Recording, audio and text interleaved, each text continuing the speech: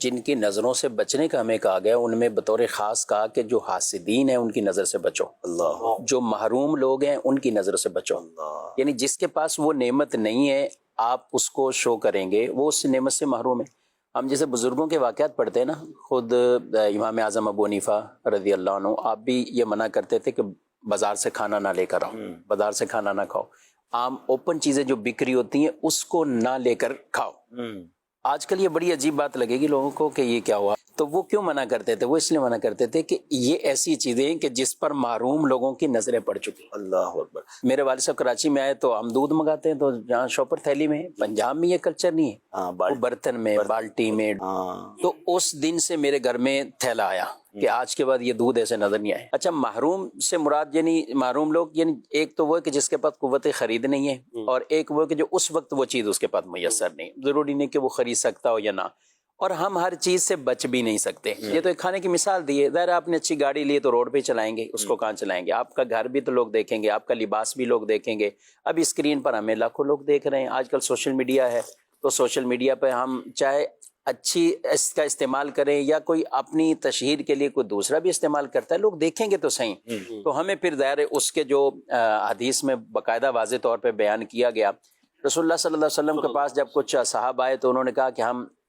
بکریاں پالنا بہت پسند کرتے ہیں، اور بکریاں، تو مدینے میں آ کر آپ صلی اللہ تعالیٰ علیہ وسلم نے اس بات پر تھوڑا ان سے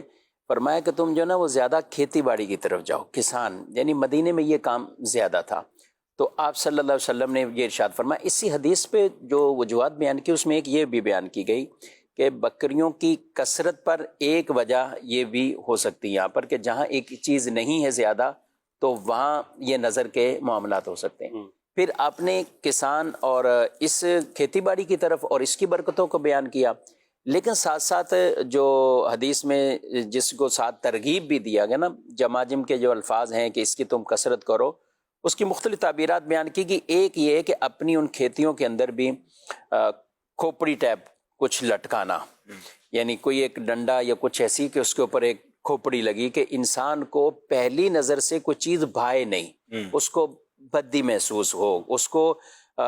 تعجب اور حسد والی یہ دونوں نظریں نہ پڑ جائیں۔ ایک ہوتی تعجب کی نظر، کیا بات، کیا یعنی یہ تعجب سے یعنی وہ انسان خود فیل کرتا ہے کہ میرے پاس نہیں ہے، یہ بھی ایک تعجب کا زمرہ ہے۔ ایک ہے حسد کی، سب سے بدترین نظر جو ہے وہ حاسد کی نظر سے بچنا ہے۔ اصل اس کے سامنے تو آدمی کوشش کرے کہ جس کے بارے میں پتا ہے، اس لیے کہا نا اچھا خواب آئے، لیکن اس میں بھی یہ نا کہ اسی کو بتاؤ جو تم سے محبت کرتا ہو، تمہارا دشمن نہ ہو، تمہاری کوئی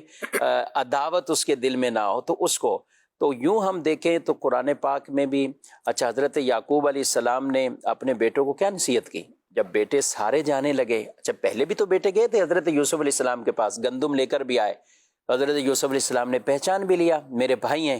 تو پوچھا بھی اور بھی کوئی ہے؟ ہاں ایک اور بھائی بھی ہیں۔ کہا کہ آئندہ گندم نہیں ملے گی جب تک اس کو لے کر نہیں آؤ گے۔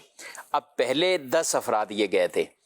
اس وقت تو یہ چلے گئے، اب جب آئندہ کے لیے کہا، جب تعارف ہو گیا کہ سارے بھائی ہیں، تو حضرت یوسف علیہ السلام کو تو پتہ لگ گیا تھا، لیکن اس محفل مجلس میں جتنے لوگ تھے سب کو پتہ لگ گیا کہ یہ 10 بھائی ہیں۔ اب جب 11 آنے لگے تو آپ کے والد محترم نے تلقین یہ کی تھی کہ اب تم نے ایک ساتھ ایک دروازے سے نہیں داخل ہونا، تو یہ تمہارے اوپر جو ایک نظر پڑے گی نا کہ یہ 11 بھائی ہیں۔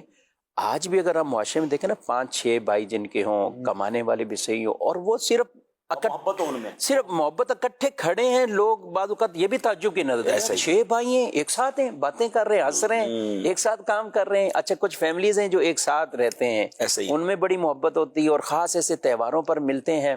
تو یہ بھی ایک چیز ہوتی ہے۔ تو حضرت یعقوب علیہ السلام نے یہ گویا کہ ایک بچنے کی تدبیر وہ بتائی کہ 2-2 کر کے داخل ہونا، اور اس لیے ہمیں ان چیزوں سے بھی بچنا ہے۔ نظر برحق ہے، احادیث سے بالکل یہ ثابت ہے، اور اس کا انکار کرنا یا اس کو کہنا کہ یہ بس ایسی دقیانوسی باتیں ہو رہی ہیں، یا ان چیزوں کو بعض لوگ اس کو ان چیزوں سے بھی تعبیرات کر کے وہ نظر کا ہی سرے سے انکار کرتے ہیں، تو ایسا نہیں ہے۔ نظر برحق ہے، قرآن سے بھی ہے باقاعدہ اور حدیث طیبہ سے بھی ثابت۔